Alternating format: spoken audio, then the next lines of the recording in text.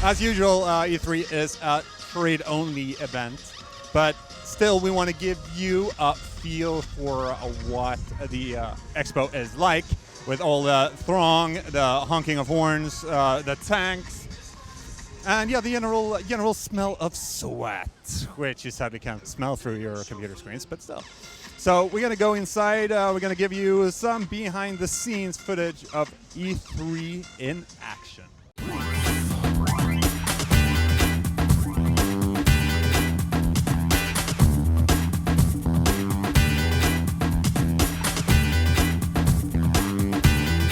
As the sign says, welcome to the Electronic Entertainment Expo, E3.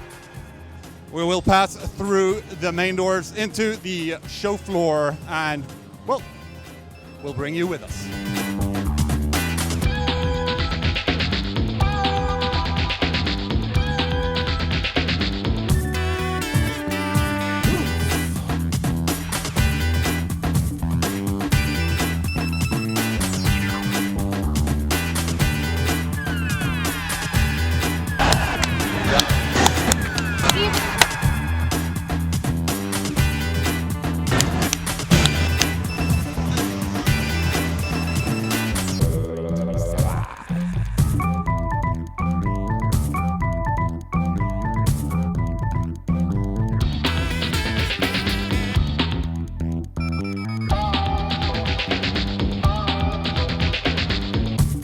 Straight into Capcom, Street Fighter X Tekken, Cross Tekken, straight into a line. What a surprise.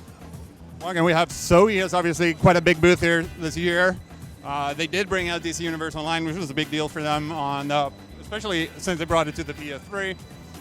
Seems to be a big thing for them, 3 rounds this year. And that seems to be it, really. Payday, of course, Payday is here as well. Similar to last year, PlayStation and Nintendo are right next to each other. Bethesda, of course, have a couple of really big titles coming up, like Rage, and not to forget Elder Scrolls 5, Skyrim. Obviously, they brought out the big dragon. The dragon is really big. It's not King Kong, but it's huge. Actually, quite disturbingly huge. That's what you get at E3. You get games and big dragons. You see, the dragon is actually placed right next to Tron's booth, where they're showcasing End of Nations, and I'm guessing, of course, there's a rift with the Life Rift open up. They've been teasing that on Twitter and Facebook for a while. The Life Rift, also known as the Deadly Christmas Tree, the Christmas tree from hell. So me and Dory, our trusty cameraman, is off to an interview in another part of the convention center. But let's bring it over to Bengt and see what adventures he's found on the show floor of E3.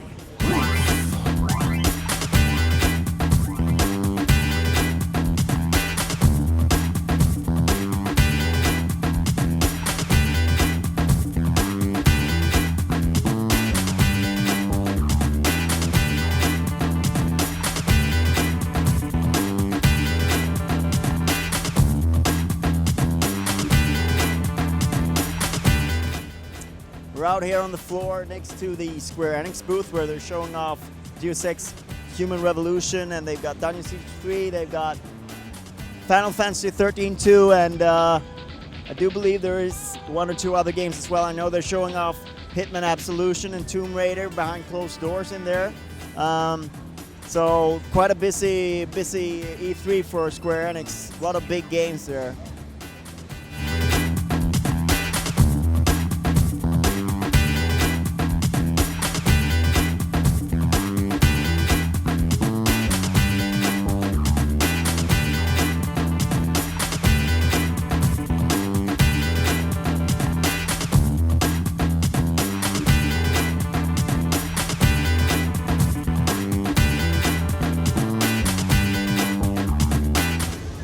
Microsoft booth has a lot of Kinect stuff in it. You've got Kinect Star Wars here, as you can see.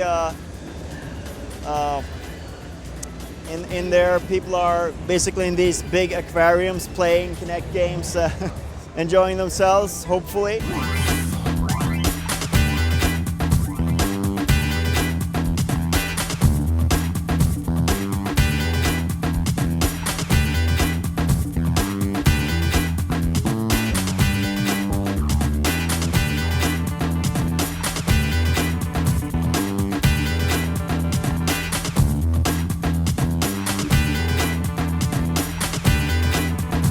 Oh, here's Marcus himself. Brothers to the end. He's putting his Lancer down into the ground. All right. To my left is the Sega booth. To my right is the Namco Bandai booth. Sega have a number of games starring Sonic, as usual. We got Sonic Generations and Sonic and Mario at London 2012. They've got Captain America, Binary Domain, Rise of Nightmares, and The Return of Aliens, Colonial Marines. Hey, Vasquez, have you ever been mistaken for a man? No, have you? A game that's been sort of on hiatus for a while and now returns, of course, from Gearbox. Here's the Koei Tecmo booth, where Ninja Gaiden 3 obviously is the big featured game. No more Itagaki, but the series continues anyway. On my left here is Konami. I don't really know what to say about the game that you see over there, Glee Karaoke Revolution. Well, singing and dancing and all of that stuff.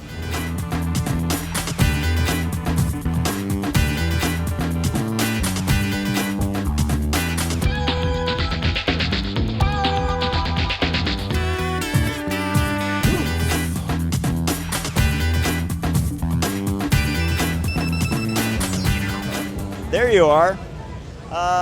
We got Silent Hill Downpour and of course Metal Gear Solid HD collection stuff going on in Konami booth that gamers might be more interested in rather than Glee.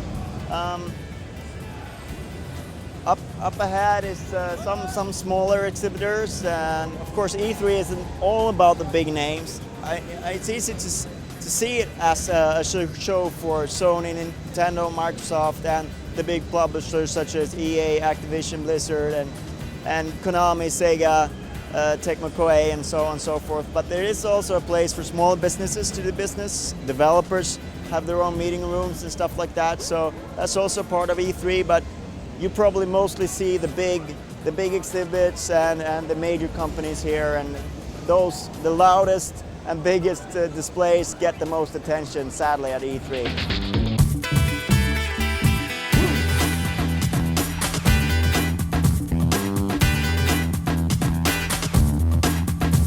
Speaking of big, crazy displays, here's the 2K booth. As you can see, Bioshock Infinite, one of the major attractions of the 2K booth. Got some Duke Nukem there in the corner, but the attention at the 2K booth is mainly on Bioshock Infinite, XCOM, as well as, let me start thinking now, my brain is melting over here. What? Yes, it's Darkness 2, of course. So 3 major games that they're showing off here for press and select few retailers and whatnot. As you can see, this is the line for Darkness 2, which makes it even more embarrassing that I didn't pick it up.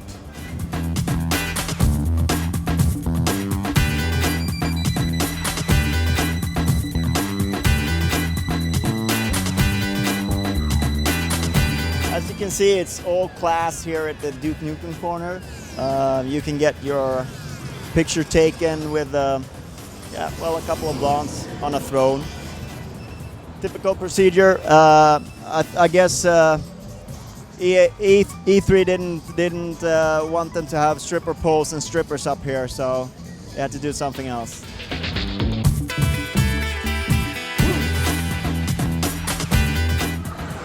Are you videoing me, sir? Yes. Welcome to Gotham City Imposters, where it's the Jokers versus the Bats in all-out street justice!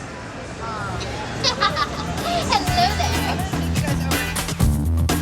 there. Warner's booth is on this side is dominated by Double Fine's Once Upon a Monster, and we've also got, of course, Batman, Arkham City, and Lord of the Rings War in the North.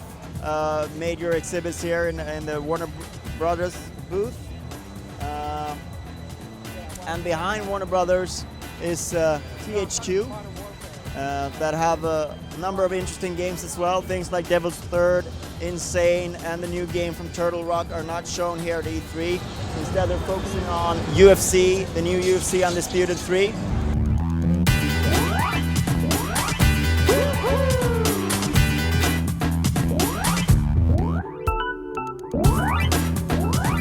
Saints Row the Third, Warhammer, Space Marine,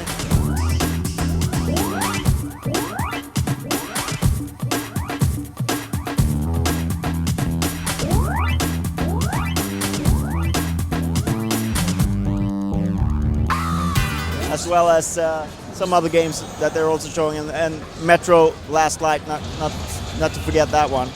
And of course, over there is none other than the birthday boy himself, Sonic the Hedgehog, who's turning 20 this year. And we're actually going to go to a Sonic party after we're done with this day here at E3. So cheers to Sonic. We got to run off to do an interview now, so let's see what Petter is doing.